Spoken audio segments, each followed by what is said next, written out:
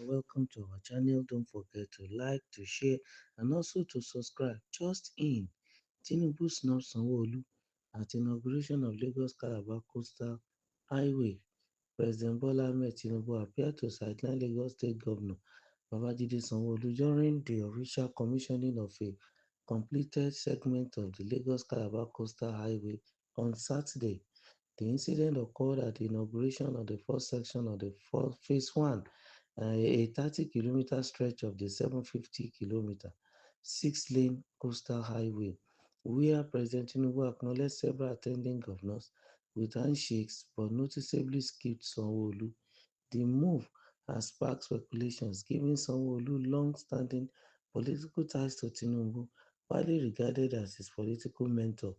Present at the ceremony were Governors Oyedire of Bayelsa, Monday Okpebholo of Edo, and Usman Ododo of Kogi, among others. The Lagos-Calabar Coastal Highway is one of the present government's ambitious infrastructure projects, spanning approximately 700 kilometers upon completion. The highway is expected to connect Lagos to Calabar in Cross River State, passing through Ogun, Ondo, Delta, Bayelsa, Rivers, and Akwa Ibom states, respectively. Well, there are so many sides to the matter. In politics, there are no permanent friend, neither is there any permanent enemy. Even though someone is seen to be a protege of Tinubu, Tinubu served as his political mentor. That doesn't mean there won't be disagreement. And if there are disagreements sometimes, that is what shows that there is healthy, discussion and relationship between both parties.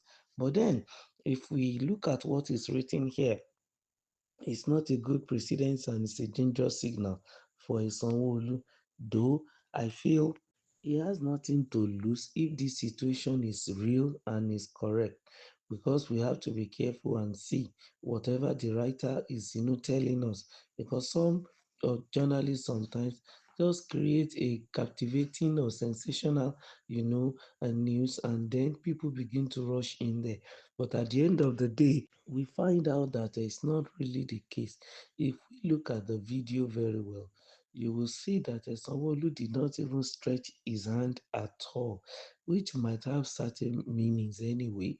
Maybe number one, he might have been part of those who just received President Tinubu, and then when he returned to Lagos and they have seen each other quite a while, he has also probably been part of his delegation to the ECOWAS 50 years anniversary, and may be the one that has even also hosted the president as the host governor. I don't see the need for him to keep shaking hands every now and then. But for the governors who have not seen the president, I might eventually shake hands with him, because as at that morning that he came, even for the inauguration, he might be even in the same cover with the president to the venue. So why will we expect him to keep bringing out his hand and shaking? But you know, the way things run in political circles, people read meaning to every action or every inaction. And there are, rumors around that probably Sheyi Tinubu is the person that to be placed as a candidate for APC in the coming governorship election of Lagos State, believing that probably if Sanwo-Olu has someone in mind that he might want to put in power as a protege, that Tinubu might not accept the person, that also if peradventure Sanwo-Olu has other further political ambition, President Tinubu might not accept him. Maybe he has a contrary opinion or another candidate entirely. But be it as it may, we won't, say that there is permanent friend in politics. There are no permanent even enemies. Look at the case of Wike and Fubara. Who will think that a big trailer can pass in between the two of them? Who will ever think that there's going to be separation? Because the belief of people is that Fubara, who has been the accountant general in Wike's administration, will have a lot of information and a lot of secrets that will not warrant a Wike to have problem with him. And also, too, that it will not warrant a Fubara also to, in quotes now, have issues with Wike.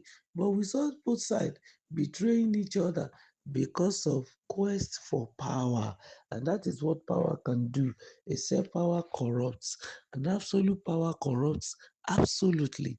In this situation between the president and the governor, I personally, based on our constitution, the governor dare not go against the president because it's in quote now the most powerful president in the world based on the constitution of the Federal Republic of Nigeria as of today. A lot of powers has been given to the president.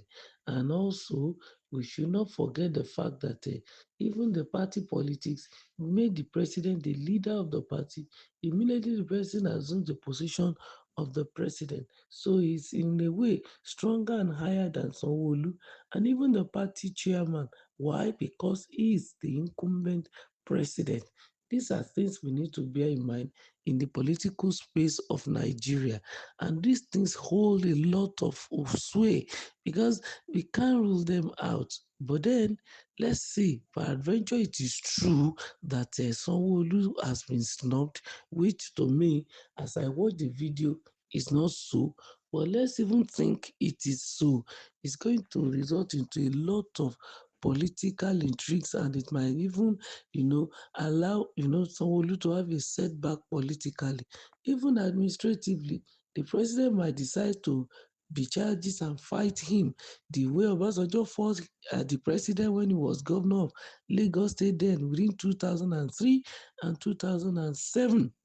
He told them the allocation that is meant for all the local government. So it is possible, but we are not foreseeing a crack in the political family of Tinubu, especially in Lagos State. Most importantly, too, because of his current position. I don't think anybody will want to be at loggerhead with the president at this point in time because the power as of today has been invested in him by the constitution. And also, the politics of Lagos State. We know that the president is the chairman of the independent, or the IPAC, the committee that normally work about the issue of who will be the next governor of Lagos State. And as at now that he is in Abuja, a lot of information wish to reach him. So I want to believe the governor should be representing him in IPAC and also be relaying necessary information there. So I don't see any problem. But if there are, of course, it will not be far from a politically motivated situation. Let someone bridge that gap and let him make sure that Lagos State does not go into fire like the situation we are seeing and hearing in River State. Let's keep our fingers crossed as we look at the relationship as they go by. Remember to like, to share, and also to subscribe to our channel. Thank